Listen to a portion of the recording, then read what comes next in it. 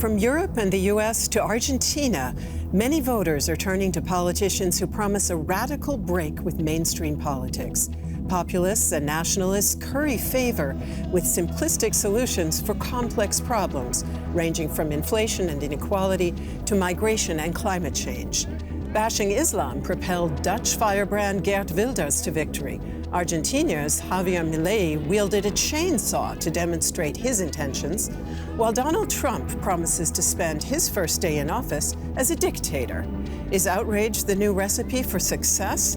Have elites failed, or could they enjoy a comeback like Poland's centrists? We're asking, chainsaw politics, cutting down the democratic establishment?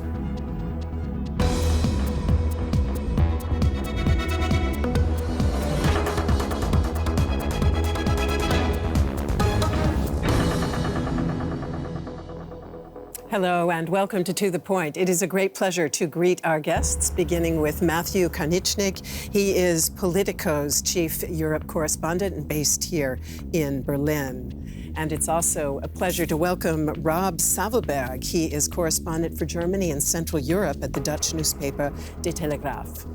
And also great to have Karolina Vigora on the program. She's a member of the board of the Kultura Liberalna Foundation, which publishes one of Poland's leading weeklies. And she's also associate professor in sociology at the University of Warsaw.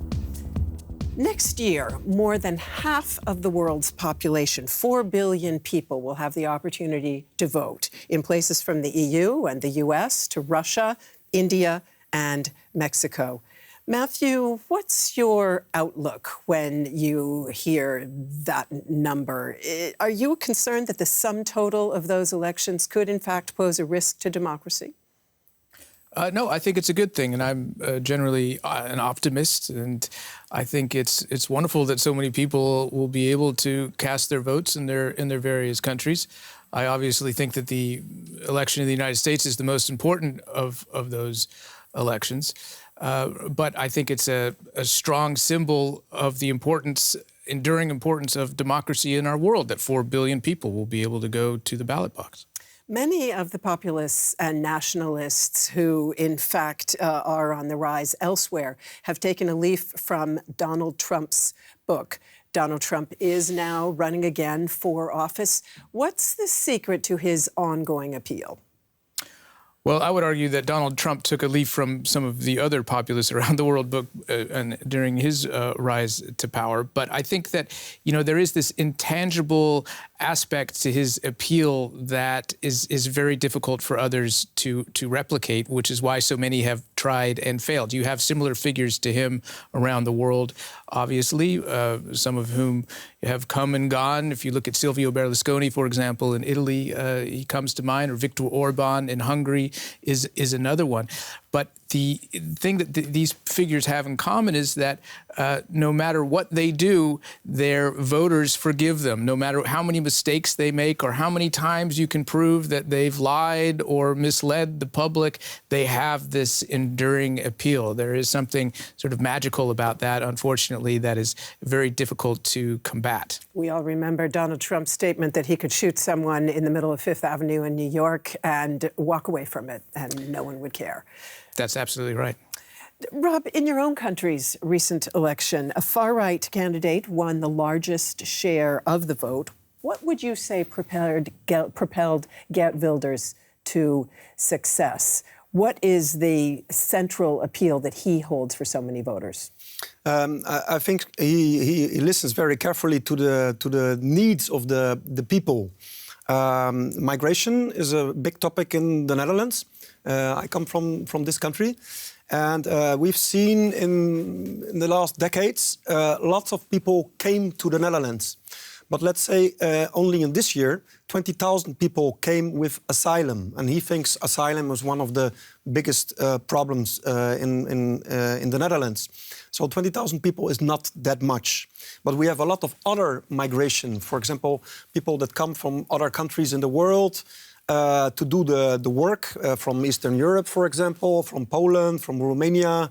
And they do the work in the factories, in the supermarkets. A lot of basic jobs are done by them. For example, the big airport Schiphol in Amsterdam couldn't function because there were not enough foreign workers. And besides that, in the big cities in the Netherlands, we have a lot of migration from, let's say, from expatriates, from people in good jobs, earning a lot of money. And we've seen the prices for housing going up very much. Prices for housing everywhere in Europe, in the big capitals and the big cities, have gone up. The prices for rent, and I think he addressed those things, that the basic cost of living, the social security, and the migration.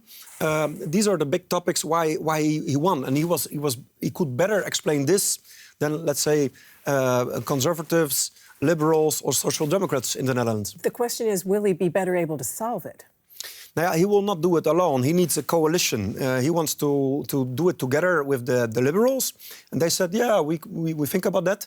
With another party that used to be conservative and now is in favor of the basic law, and some smaller farmer party. But the next step will be they will talk about 6 or 8 weeks about the basic law, so how they deal with offending the basic law. And this is very strange to me, because the law is the law. The basic law guarantees our freedom, but he defends the right to offend, to discriminate, to say whatever he wants about the parliament, about judges, and so it will be very interesting to see. Basically a risk that we could see the rule of law undermined. Carolina, the rule of law was challenged by the previous Polish government. It, in fact, lost the recent election to a centrist. So Poland appears to be one country that's bucking a trend toward populism and nationalism. What accounts for the fact that Polish voters threw the Peace Party out of office and turned toward a centrist?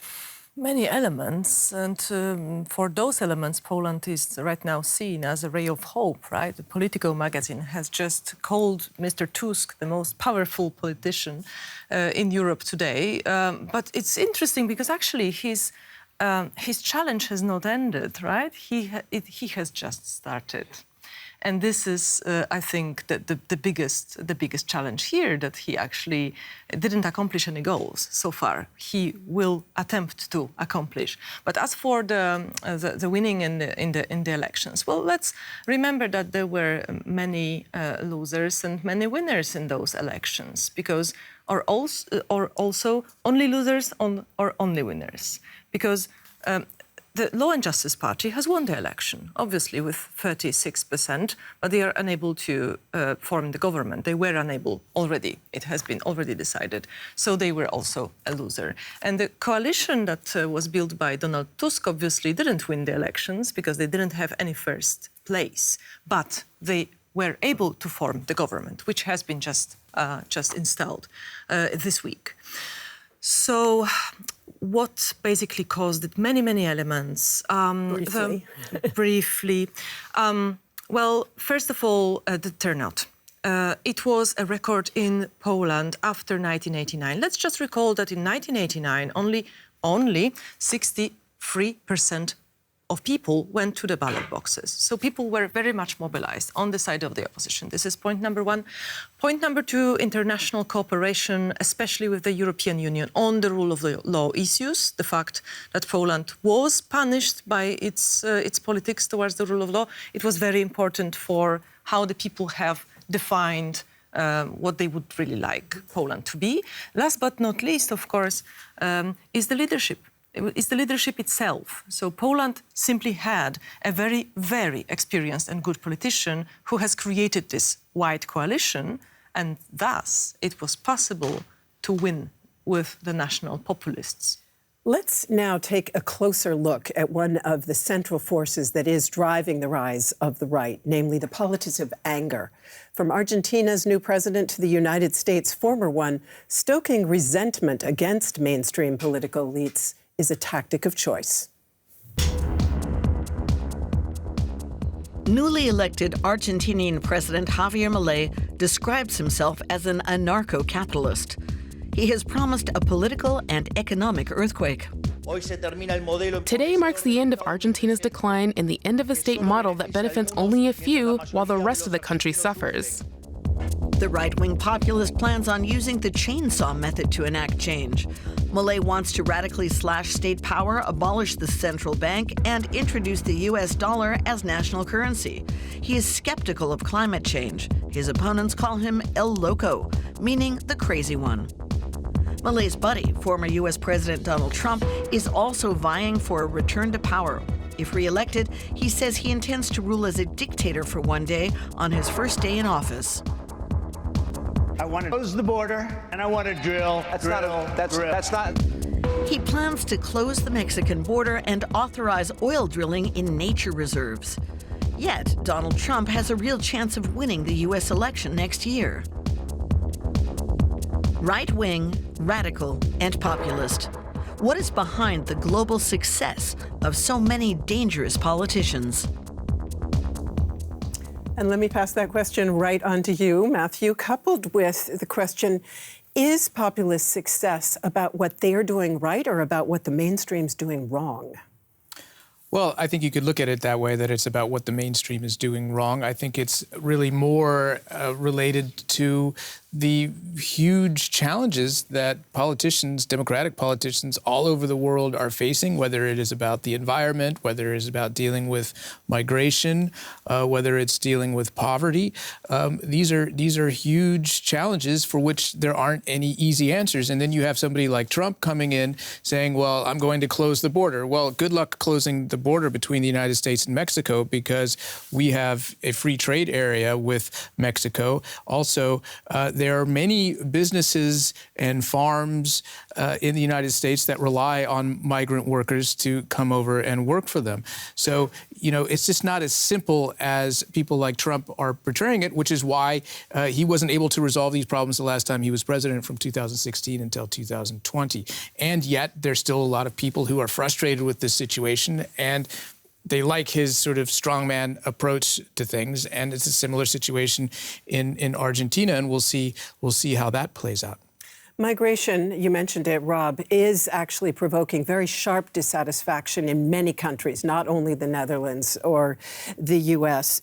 Do you think that democratic institutions and processes are at an inherent disadvantage in dealing with problems as complex as migration? Is that one of the reasons that mainstream politicians so often seem to fail? Yeah, I think it's not an easy topic. Migration is something you see in world history, that people move from one place to another place. We have climate change. Matthew mentioned it. Poverty, of course. Those are reasons to go from one country to another country. And in Europe, for example, we've seen a bigger amount of migration in the last years. It was in Germany that Mrs. Merkel, the Chancellor of Germany, she said, we're gonna make that, we're gonna solve this, it's possible. But right now, you see in Poland, there was another government, right-wing government. They closed the border there, the east side border. Migrants were used as a weapon by governments, by, for example, Russia and Belarus, Mr. Lukashenko. They used migrants to bring countries in, for example, Germany, other places in danger. And so right now, what you see is that the politicians, they have to show an answer. And they have the people, the population, that they understand why the politicians decide the way they decide. And I think it's a way you need to communicate a little bit better and a little bit more, so that the people understand. And the populists, they have the better recipe maybe now in communicating in the moment. Caroline, many populists propagate nationalism as an answer, whether it's your own Polish far right, or of course Donald Trump, Geert Wilders. But the fact is, these very complex problems, like migration, like climate, require international solutions. What accounts for that paradox? It's interesting that the word sovereignty has become such an important one. It has deep cultural reasons, I do believe, in my part of the world, so East Central Europe. It is connected mostly with our fear of losing our own statehood because it has happened repeatedly in the past. So we, so to say, have this fear somehow integrated into our political culture. It has been strengthened by the war, by Putin's war on Ukraine. This is obvious. But at the same time, sovereignty has become also such an important subject, also in the US, in the UK, in the Netherlands. And I do believe that it's somehow connected with the fact that people are observing a very complicated world with a lot of threats coming globally from beyond of the borders, and they are looking for a simple answer. And the simple answer is being offered by the populists, namely, if globalization is scaring you, and let's say honestly, there is a lot of things that are scary in globalization, apart from those who are wonderful. So if you are scared with the globalization, we will give you a simple answer. We'll defend the national sovereignty, we'll close the border. The problem is that they do not deliver. They only say that, and later on they do not deliver the promise. Let me ask all of you to say a word about economics in all of this. Argentina's new president, Milei, as we saw in the report, rode a wave of voter anger about soaring inflation and widespread poverty. Matthew, would you say that Bill Clinton's explanation for voter behavior, it's the economy, stupid, still holds true? No, I would say it doesn't, and I think this is part of the confusing, a confusing element of all of this. Because if you look at Argentina, they have 140% inflation. 40% of the population is living in poverty. So it's easier, I think, to understand why they would want to try something radically new with President Milei. Whereas in the United States, the economy is doing quite well. Inflation has come down to 3%. You basically have full employment. The economy is, maybe not booming, but it is really strong. The largest companies in the world are still in the United States. It's the most innovative country in the world by any measure, and yet you still have these issues. So why are people so disgruntled? Well, I think a lot of it has to do with identity issues. There's a culture war going on in the United States and has been, and I think that is something that Donald Trump and the other populists in the United States have successfully seized onto and convinced many people that the mainstream, identified by people as people belonging particularly to the Democratic Party, are against real Americans, and this movement has sort of taken on a life of its own. And I think that's the interesting aspect of the United States, that it has sort of been decoupled with the issue of the economy, and you're seeing that in parts of Europe as well, where there are a lot of prosperous areas where populists are doing quite well. Quick paradox again in relation to Poland. A new German study of 51 countries that are governed by populists found that they tended to do worse rather than better economically under populist rule. Poland, however, flourished economically during the time that the PiS was in power, the right-wing populist party. And during the election campaign, the party showered Polish families with cash handouts, yet voters turned it out of office. So what's the role of economics in Poland? So I would quote someone else, not to say that economy is stupid, but I would quote Alexis de Tocqueville, and I would say that economy matters, but in context.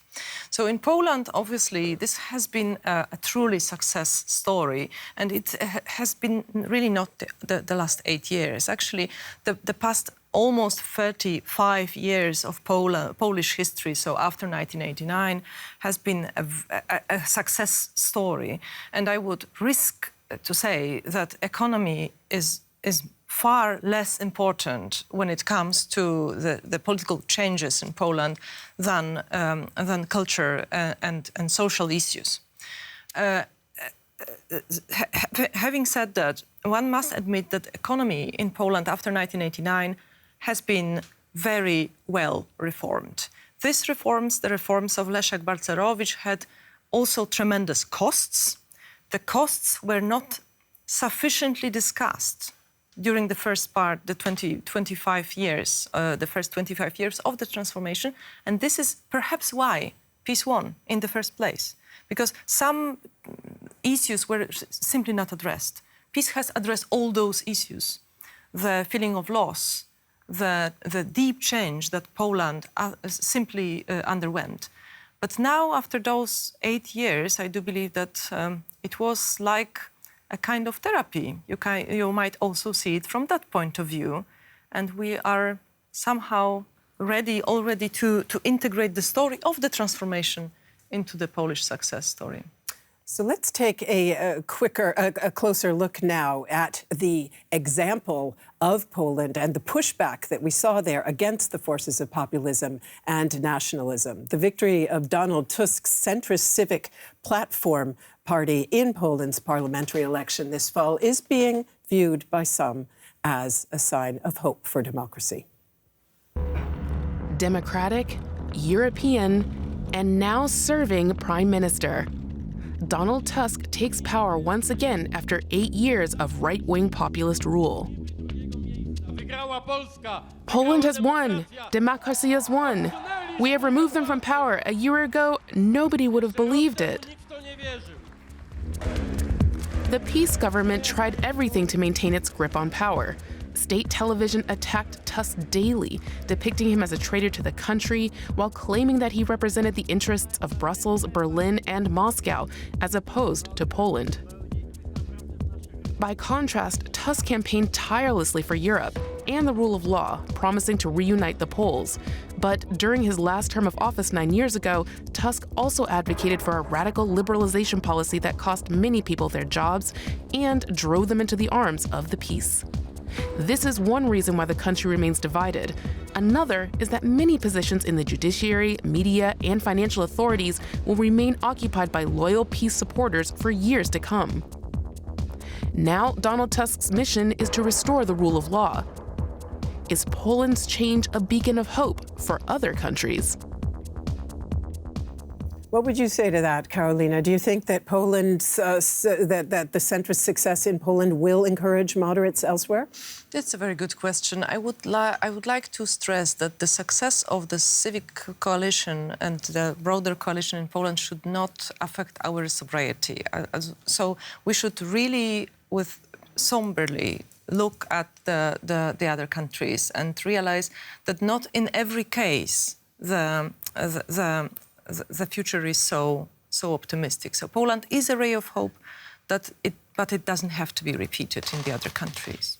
If I come back to our title, Chainsaw Politics, that, of course, referencing the Argentinian victory by the chainsaw-wielding Mr. Milei, is democracy at risk? Rob, if you look toward European elections coming up in 2024, if you look at the elections in 3 East German regions in 2024, what would you say all of us need to do to ensure that democracy doesn't see a setback? I think the important thing is to work together to find solutions for the problems that the population have. In Poland, there is a coalition of many parties working together because the problems we have, climate, migration, inflation, these are serious topics. In Germany, for example, there's a possibility that right-wing party AfD, that they, for example, that they win the elections next year in the middle of Germany. And which is in the heart of Europe, for example. You can only prevent them coming into power if you work together with a lot of other parties to bring solutions, really very concrete solutions, migration, work, poverty, all these things, and to communicate that, because people are in need for good information, to be well informed, to make the right decisions. Matthew, it used to be said that the surest way to discredit a populist or a nationalist was let him take power and reveal his weaknesses. Donald Trump governed for 4 years, and that doesn't seem to have dissuaded many people from supporting him. Well, they haven't voted him back into power yet, so we'll see about that. I'm a little bit more optimistic on that front, but these figures do have strong staying power. We've seen that over the years in both the United States and in Europe. But I think that the main issue now, from a European perspective, that these politicians have to get a hold of is migration, because if you look at where these parties are particularly strong, it's in countries such as the Netherlands, also Germany now, where the AfD, the far-right party, is at over 20%, in second place, in Austria, where the far-right party is leading the polls by 10 percentage points. The same issue is dominating the political debate, which is migration, because many citizens have the impression that their leaders do not have control of what's happening. And I think that's really the key. Can I ask you quickly what a renewed Trump presidency would mean for Europe and whether Europe is prepared to deal with that? I don't think Europe is prepared. I don't think that they really can prepare for something like that. The issue is not so much about Trump's policies. It's a choice for Americans between democracy and authoritarianism. And if you have an authoritarian United States for Europe, which relies on the United States for its security and also economically, it would most likely be a disaster. There'll be a lot to talk about next year. Thank you very much to all of you for being with us today. Thanks to our viewers for tuning in. Check out our YouTube channel and let us know what you think. Goodbye.